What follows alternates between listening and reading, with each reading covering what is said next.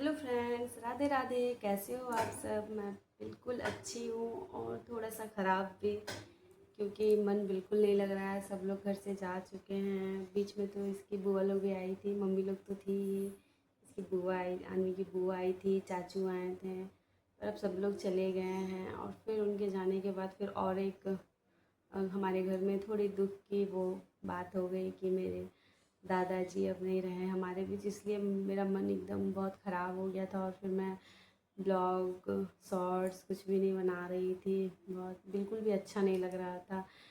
क्योंकि कब से मैं सुमन की शादी में ही लास्ट टाइम मैं उनसे मिली थी। वो हमेशा मुझे बुलाते थे कि कब आओगी मिलने, लेकिन इतनी दूर रहती हूँ तो फिर लगता है कि पता नहीं कैसे लोगों से, अपनों से मिला जाए। और जब मंडा में भी घर गई थी उस समय भी इतनी ज़्यादा बारिश हो रही थी कि उस समय तो पूरा यहाँ लखनऊ से प्लानिंग करके गई थी कि हमारा तो जब भी जाना होता है तब सब कुछ का डेट फिक्स रहता है कि इस दिन यहाँ, उस दिन वहाँ, इस दिन यहाँ रहना है।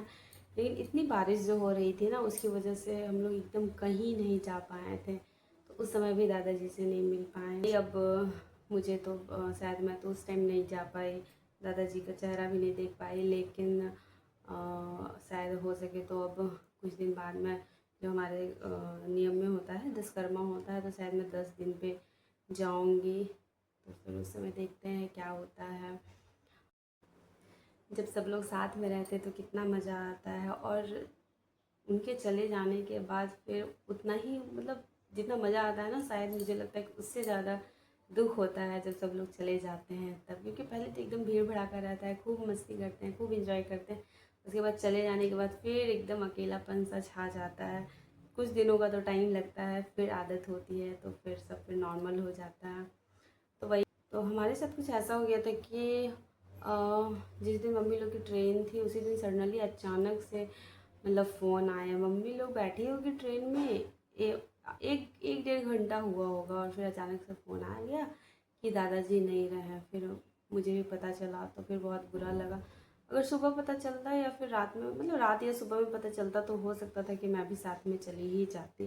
लेकिन यहाँ से कानपुर से ट्रेन खुलने के बाद, कानपुर से इनकी हमारा ट्रेन लेना होता है। लखनऊ से भी है पर एक आध ट्रेन है, पर कानपुर से काफ़ी ट्रेन है। तो मम्मी लोग की ट्रेन कानपुर से थी।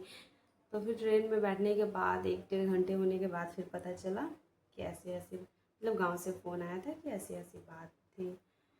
तो फिर अब वही, अब जाती हूँ उस दिन। अफ़सोस, हमेशा ये अफ़सोस रहेगा कि मैं आखिरी बार भी दादू से नहीं मिल पाई। बहुत खलेगा, लेकिन अब क्या कर सकते हैं, बुज़ुर्ग भी बहुत हो गए थे। तो फिर कहीं ना कहीं लगता है कि जब कोई ज़्यादा बुज़ुर्ग हो जाता है तो चलो वो आराम से भगवान जी के पास चले गए। बहुत ज़्यादा वैसी कोई तकलीफ़ नहीं हुई उन्हें, आराम, सब कुछ ठीक ठाक से हो गया। अब देखती हो उसी समय जाना होगा। फिर हमारा कुछ दिन बाद हमारी ट्रेन है, तो फिर उस दिन ही मैं जाऊंगी। और बस यही है कि हमारे घर के सबसे बूढ़े थे, सबसे बुज़ुर्ग थे, जो जैसे भी थे वही होता है ना, बुज़ुर्ग कितने भी बुज़ुर्ग हो जाएं, क्यों ना बेड पे ही रहें, लेकिन लगता है कि हाँ कोई है, हमसे ऊपर है कोई, हमारे जिनका हाथ हमारे सर पे है। और जब वो चले जाते हैं तो थोड़ा खाली खाली सा लगने लगता है। तो देखिए, अब ये तो क्या कहते हैं, नियति का नियम है कि सबको एक ना एक दिन जाना ही होता है। अब फिर आगे का देखते हैं कि सब लोग बस आगे, जैसे हमारी फैमिली, हमारे मेरे चाचा चाची, मम्मी, सब लोग जैसे हमेशा एक दूसरे के साथ मिलजुल के रहे हैं, अभी भी आगे भी वैसे ही मिलजुल के रहें सबके साथ, एक दूसरे के साथ। बस और क्या, सब फैमिली खुश रहनी चाहिए। ये मेरे दादाजी की कुछ आखिरी निशानी, कुछ लास्ट फ़ोटोज़ उनकी। बस भगवान से यही प्रार्थना है कि वो जहाँ भी रहें बहुत खुश रहें, उनकी आत्मा को शांति मिले।